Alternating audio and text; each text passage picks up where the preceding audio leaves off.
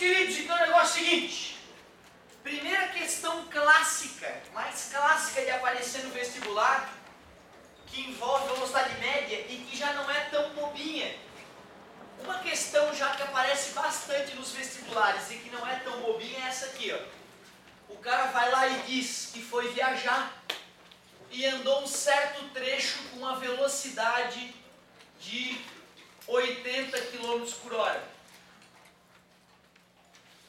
Depois, o cara andou o dobro do primeiro trecho. Se eu chamei de x o primeiro trecho, eu vou chamar de 2x o segundo, com uma velocidade de 120 km por hora. E a questão te pergunta, qual é a velocidade média desse cara? Qual é a velocidade média? Não custa abrir um parênteses aqui no cantinho e comentar, né? Velocidade média e velocidade instantânea.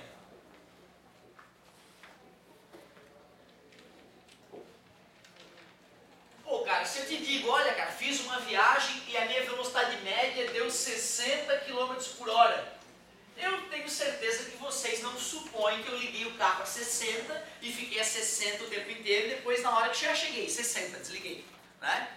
A galera tem noção de que se eu falo, pô, fui mais ou menos 60 por hora, minha velocidade média no computador de bordo deu 60 km por hora.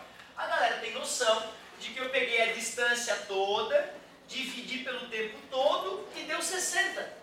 Mas, poxa, quando eu liguei o carro estava parado. Eu tive que ir até 60 paulatinamente, 10, 15, 20. Depois, de repente, estando na BR, eu pude andar 110 sem problema nenhum. Mas aí fui para trás de um caminhão, depois parei num semáforo, parei para tomar um café. Logo, velocidade média não é a velocidade que estava registrada no velocímetro a cada momento, a cada instante. A velocidade que o velocímetro registra é a velocidade instantânea. Pô, por isso não tem nada demais, né? Falar dessa maneira, geralmente a galera entende. Pô, velocidade média é aquela que eu calculei ao longo do trecho todo. Ou seja, deveria ser a velocidade que eu teria do início ao fim para chegar naquele tempo em que eu cheguei. Velocidade instantânea é do velocímetro.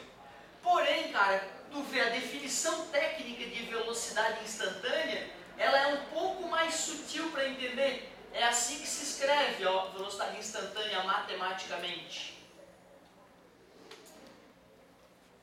Não fica magoado, tá? Isso aqui é uma maneira de escrever, né, que a maioria de vocês só vai se deparar na faculdade com isso. Se lê assim, ó, velocidade é igual ao limite, LIM de limite. Aquela palavrinha ali da abreviação de limite. É o limite quando ΔT tende a zero, do ΔD dividido pelo ΔT. Esse ΔD com a setinha em cima nós já chamamos, o nome dele é... Como mesmo? Começa com des, termina com locamento. Muito bem! Né? Eu só estou falando isso porque eu acabei de falar há pouco tempo, olha, então, para ver se está desligadaço mesmo, eu fiz essa pergunta boba, certo? Então, ó, é o deslocamento, que é uma grandeza vetorial, dividido pelo tempo, pela variação do tempo. Mas olha o que essa coisa está falando para mim, que o limite do ΔT tende a zero. O que é isso, tender a zero? É que ele tem que ser bem pequenininho para poder fazer a conta. Por que isso? Ué, porque se eu quiser saber a velocidade do carro num determinado instante, em um determinado segundo em que eu estou dirigindo o carro, o computador de bordo vai ter que se virar para calcular aquela velocidade quase instantaneamente. E como é que eu vou calcular isso? Eu pego um tempo bem curto, vejo quanto o carro andou naquele tempo bem pequenininho e divido por aquele tempo bem pequenininho. Assim eu vou ter a velocidade instantânea do carro. O senhor está querendo me dizer que o carro do meu pai então faz esse cálculo com um ΔT bem pequenininho para achar a velocidade instantânea do carro? Depende, se for um carro que tiver um computador de bordo, um carro mais moderno, sim. Né? Mas se for um carro que tem um ponteiro normal, aí não, é um sistema mecânico, né, que faz a velocidade instantânea aparecer lá. Aí a gente não está usando essa ideia. Eu lembro, cara, que eu demorei meses para digerir essa ideia, se não anos. Isso aqui aparecia lá no meu livro de primeiro ano de ensino médio e eu olhava para isso e não entendia nada. Não fica nervoso, tá? Só para te familiarizar com essa ideia de limite, que é uma ideia que eu vou precisar em algumas passagens da física aqui, tá? Olha que bonita essa ideia.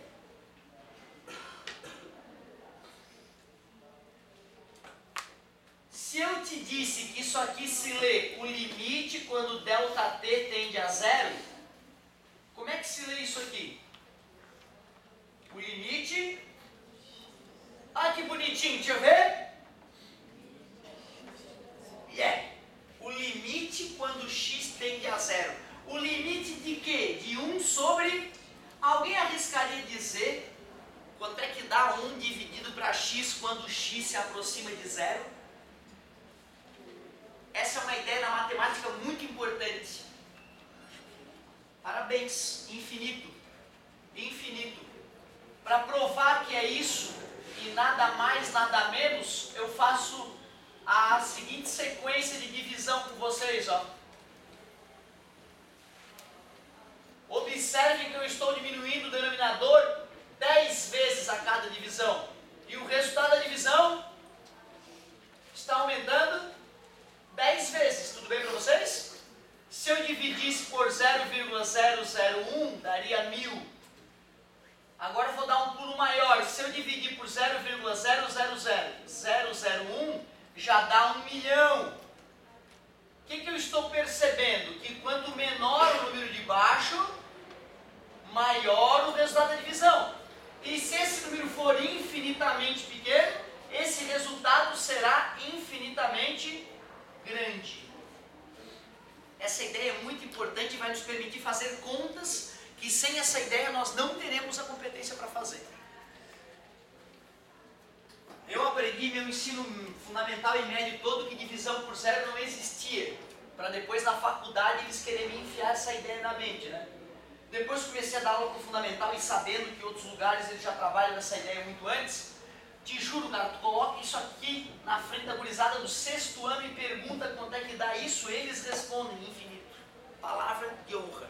Não é uma ou duas vezes que aconteceu isso comigo, não. Me aconteceu isso durante vários anos seguidos. A gurizada pega a mãe. Eu preciso dessa ideia depois para a ótica, eu preciso dessa ideia depois em algumas passagens. Certo? Nós vamos ter em alguns momentos que entender isso. Aliás, deixa eu ver o seguinte, ó. Então um desafio a mais aqui, ó. Alguém arrisca quanto é que dá esse limite? O limite quando x tende a infinito de 1 sobre x? Ah, é verdade, né? 1 dividido para 1 milhão dá 0,00001. Então, quanto maior for o número de baixo, menor o resultado. Se eu faço o número de baixo ficar infinitamente grande, o resultado fica 0,000 para toda a eternidade. Zero. Vou precisar dessas duas ideiazinhas então. Agora pronto, agora que eu falei de velocidade média e velocidade instantânea e tive que fazer um parênteses para te explicar a definição de velocidade instantânea, agora sim, vamos para esse probleminha tão bonitinho. Ô galera, velocidade média é deslocamento dividido pelo tempo. Se for velocidade escalar, aí é deslocamento escalar, não precisa das setinhas aqui. Como é que eu faço essa conta mesmo? É só pegar a distância que o cara andou e dividir pelo tempo que ele demorou para andar. Só que observem que eu não sei as distâncias que o cara andou. Eu só sei que ele andou x metros no primeiro trecho, ou x quilômetros, e 2x no segundo. Então eu vou somar essas grandezas. Só que agora eu vou precisar achar o tempo que ele demorou para andar o primeiro trecho, e vou ter que achar o tempo que ele demorou para andar o segundo trecho. E para isso eu vou usar mais uma vez a ideia de velocidade média. Observem que no primeiro trecho ele teve velocidade de 80. Andou uma distância x. Aí eu vou poder calcular o tempo que ele demorou para andar. Está dividindo, passa multiplicando. Está multiplicando, passa dividindo. Saúde. ΔT é igual a x sobre 80. Se para andar o primeiro trecho com velocidade de 80, distância é x, ele demorou x sobre 80, quanto é que seria o segundo trecho? 2x, distância, dividido pela velocidade, 120. Vocês concordam que dá para simplificar isso? Daria x sobre 60. Aqui nós estamos medindo em horas. Então, peraí, o tempo total foi x sobre 80 para andar no primeiro trecho, mais x sobre 60 para andar no segundo trecho. Agora pronto, acabou a física, é matemática básica. X mais 2x, 3x, mínimo entre 80 e 60. 240, como assim, professor? Na verdade eu faço só com 8 e com 6, tá, gente? Aí divide por 2, 4 e 3, divide por 2, 2 e 3, divide por 2, 1 e 3, divide por 3, 1 e 1. 2 e 2, 4, 8, 3, 6, 8, 24. Aí eu boto 0, que era 80 e 60. E aí divide pelo de baixo, multiplica. Eu não sei se foi assim que doutrinaram vocês a somar e subtrair fração. Eu vou te falar que só depois de ter barba na cara é que eu descobri por que esse mantra funcionava. Tira o IMC, divide pelo de baixo, multiplica pelo de cima. O legal é tu entender por quê, né? Certo? Isso é importante, entender por que isso acontece. 240 por 80, 3 vezes x, 3x, 240 por 60, 4 vezes x, 4x, velocidade média igual 3x que divide 7x sobre 240. Isso é uma divisão de fração, né? Aquilo ali é como se fosse o 1 embaixo. E divisão de fração é a primeira vezes o inverso da segunda. E aí o x, que era a parte incômoda do problema, acaba se cancelando. O x dividido por x dá 1.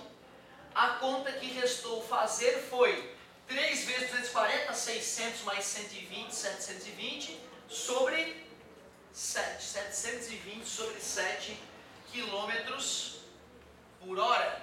Claro que já dá para perceber que vai dar 101 em alguma coisa, né? Mas uma vez na vida, uma vez na morte, vale a pena a gente fazer aquela divisãozinha para quem de repente se enferrujou aí nas férias. Aliás, né, cara, é importante saber que a calculadora, cada vez que tu aperta aquele botão da calculadora, teu cérebro murcha e enfraquece, né? Então tu tem que passar o ano todo fazendo conta na munheca e medindo quanto tempo tu leva. Porque tu vai ter que aprender a fazer conta muito velozmente. Toda vida que eu faço vestibular da UFSC, me impressiona como eu tenho que dar um gás nas multiplicações e divisões para conseguir terminar a prova. Olha o perigo, baixou 2, não dá para dividir, tem que baixar mais um número na sequência, aqui vai no 0, né? Isso aqui arrebenta o pessoal quando vai 0 na chave ali. 2 vezes 7, 14, eu falei que ia dar 101. Subtraiu, sobrou 6, vírgula para poder baixar teu primeiro 0 extra. Aí ficou, não, 4 não, é 2, vírgula. 9 dá 63, né? Então é 8, que aí dá 56, sobra 4, abaixo 0, já não quero mais. 5, tá de bom tamanho, né? Velocidade média, a velocidade média do cara ficou aproximadamente 102,8 km por hora. Engraçado, por que não deu 100? Afinal, 80 mais 120 dá 200, que dividido por 2 dá 100. Por que deu mais que 100 km por hora? O erro mais comum da galera nesse tipo de questão é somar as velocidades e dividir por 2. Por que isso não pode? Ô pai, por quê? Vou te fazer uma pergunta. Tá andando com um carro lá, aí tu ficou no engarrafamento durante 10 minutos, andando a 20 por hora. Depois tu ficou 10 horas viajando em estrada boa a 100 km por hora. O tempo que tu ficou em 100 km por hora e o tempo que tu ficou em 10, em 20 km por hora foram iguais? Será que essas velocidades vão contribuir igualmente para a velocidade média?